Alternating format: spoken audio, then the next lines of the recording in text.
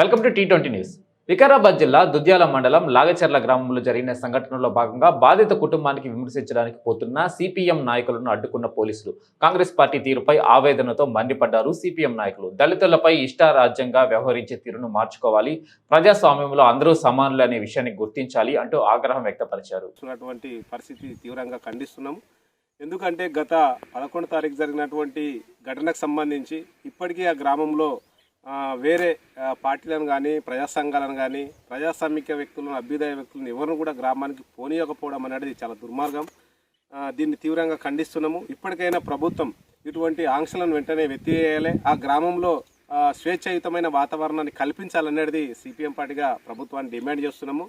అదే రకంగా ఈరోజు ఏదైతే సామాజిక బాధ్యతతోని కలెక్టర్ గారు గత 11వ తారీఖు నాడు జరిగిన ఘటన పైన ఆయన స్పందించి నా పైన దాడి జరగలేదు, ఇది దాడి అనకూడదని ఆయన ఇప్పటికే ప్రకటించినప్పటికీ కలెక్టర్ మీద దాడి అని పదే పదే కలెక్టర్ గారి యొక్క ఆత్మాభిమానాన్ని కూడా ఈరోజు దెబ్బతీసే విధంగా ప్రభుత్వం వ్యవహరిస్తున్నది. ఆ దాడిని వెనుకబెట్టుకొని ఈరోజు రైతులంతా కూడా భయభ్రాంతులకు గురి చేసి గత 4 రోజుల నుంచి గ్రామంలో ఇంటర్నెట్ లేకుండా అక్కడ ప్రజలంతా కూడా గుమిగూడకుండా ప్రజలంతా కూడా శాంతియుత వాతావరణం లేకుండా ఆ రకమైనటువంటి ఎలా దుర్మార్గంగా నిర్బంధాన్ని ఈరోజు ప్రభుత్వం కానీ పోలీసులు కానీ ఆ రకంగా వ్యవహరించడం అనేది చాలా ఇబ్బందికరము. దీన్ని తక్షణమే వెంటనే ఎత్తివేసి ఈరోజు రాజ్యాంగం కల్పించినటువంటి ఆర్టికల్ 21, 22 ప్రకారం అక్కడ స్వేచ్ఛాయుతంగా జీవించే హక్కు కానీ అట్లనే వాళ్ళంతా కూడా మాట్లాడే హక్కు కానీ అదే రకంగా వాళ్ళు ప్రజాస్వామ్యయుతంగా ఈరోజు ఆ గ్రామంలో తిరగడం కానీ అట్లనే అనేకమైనటువంటి వాళ్ళ పనులు వాళ్ళు ఎలాంటి భయభ్రాంతులు లేకుండా ఉండే విధంగా అక్కడ పరిస్థితులు కల్పించాలనేది కూడా ప్రభుత్వాన్ని డిమాండ్ చేస్తున్నాం.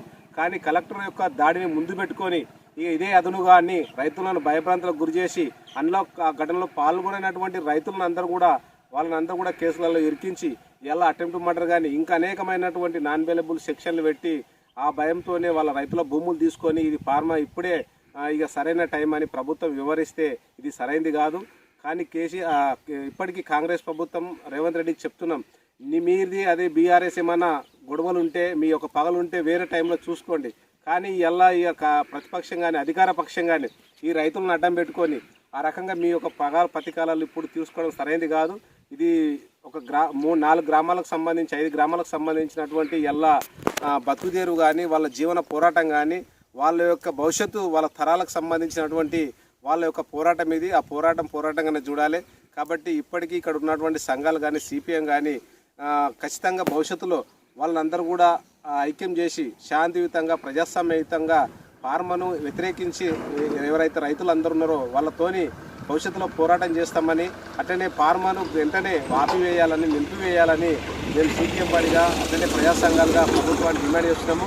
లేదు కాదు కూడదు అంటే ఖచ్చితంగా భవిష్యత్తులో పెద్ద ఎత్తున మళ్ళీ ప్రజాసమ్మయుతంగా పోరాటం చేస్తామని సందర్భంగా ప్రభుత్వాన్ని హెచ్చరిస్తున్నాం. ఈరోజు ఇక్కడ సిపిఎం నాయకులు చంద్రన్న కానీ అట్లనే అంబేద్కర్ యువజన సంఘం రమేష్ అన్న కానీ మిగతా నాయకులు అందరం కూడా ఆ గ్రామాన్ని సందర్శించాలంటే ఇంకా రకమైనటువంటి వాతావరణం లేదు. కాబట్టి తక్షణమే ఆ గ్రామంలో స్వేచ్ఛాయుతమైనటువంటి వాతావరణం కల్పించాలనేది డిమాండ్ చేస్తున్నాం.